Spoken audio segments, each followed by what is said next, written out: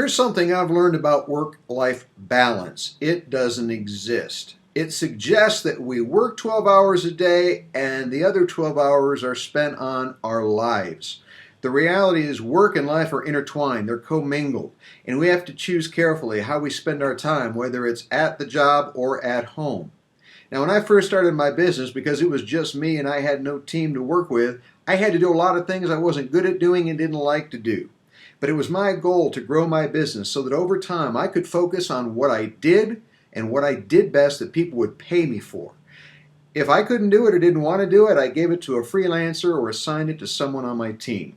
But the most effective leaders have a kind of work-life synchronicity that allows them to focus on what they do best and what they like to do in such a way that they get paid well to do it. And that's what I suggest you do to approach your challenge of work-life balance.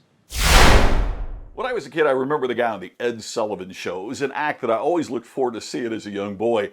It was the guy that had all the plates on the poles, and he would spin the plates and get the plate balanced, and then he'd start another plate, and he'd start another plate. He would run back and forth from plate to plate to plate, trying to keep them all spinning, trying to keep every plate balanced.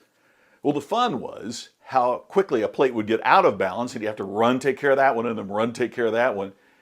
But you know, the older I get, the more that I think it's a metaphor for life. We're trying to keep so many things in balance and not let any of the plates fall off and crash.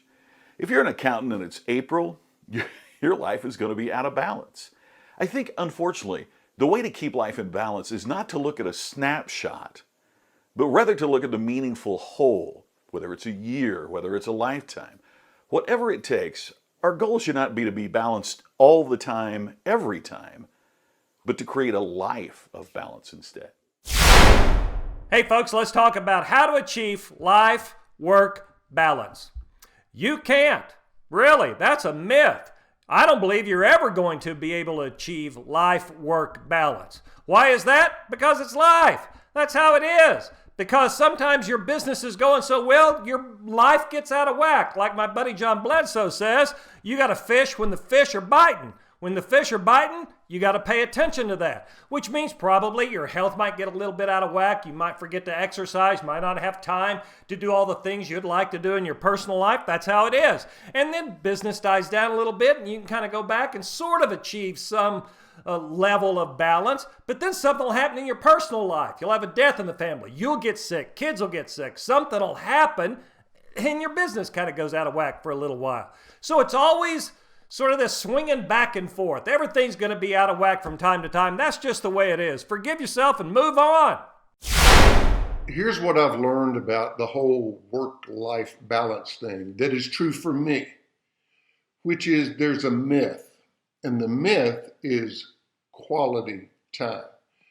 To say, well, I don't spend much time with them, but when I do, we do something special. You know what's special? Just spending time with them. Hope you're having a good day. I am.